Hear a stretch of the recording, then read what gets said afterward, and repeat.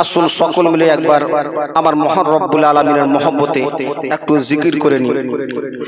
লা ইলাহা ইল্লাল্লাহ, লা ইলাহা ইল্লাল্লাহ, সকলেই পড়ুন লা ইলাহা ইল্লাল্লাহ, লা ইলাহা ইল্লাল্লাহ, লা ইলাহা ইল্লাল্লাহ। অনেক দূরে মদিনা, অনেক দূরে মদিনা, মোরা কেমন যাব জানি না। অনেক দূরে মদিনা, মোরা কেমন যাব জানি না। দয়ার নবী দয়া করে, মায়ার নবী মায়া করে, একবার ডাকো মদিনা।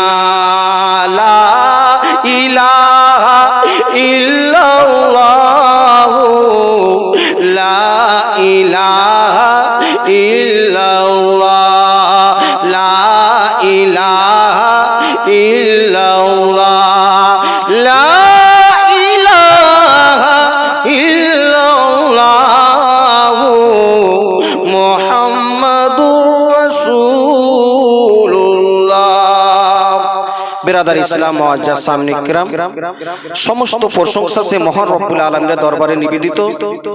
তিনি কোন শব্দ দ্বারা সারা বিশ্ববাসীকে সৃষ্টি করেছেন, যিনার নাম আসমান ও জমিনে, হাদিস ও কোরআনে, বেদ ও পুরাণে, যেই মহান রব্বুল আলামিন আজকে আমাদেরকে কোনো এখানে ওখানে কোনো অন্য জায়গাতে না বসাইয়া আমাদের সকলকে একটি জান্নাতের বাগানে এসে বসার তৌফিক দান করেছেন। তিনার শুকরিয়া আদায় করতে গিয়ে এক বাক্যে এক আওয়াজে সুরে সুর মিলিয়ে আমরা সবাই মিলে বলে দিই আলহামদুলিল্লাহ। তারপরে পরে আমার নবী দুজাহানের বাদশা যে নবী পাক সাল্লাল্লাহু তাআলা আলাইহি ওয়াসাল্লামকে না সৃষ্টি করলে আমার মহান রব্বুল আলামিন চন্দ্র সূর্য নক্ষত্র তারা কিছুকে সৃষ্টি করতেন না।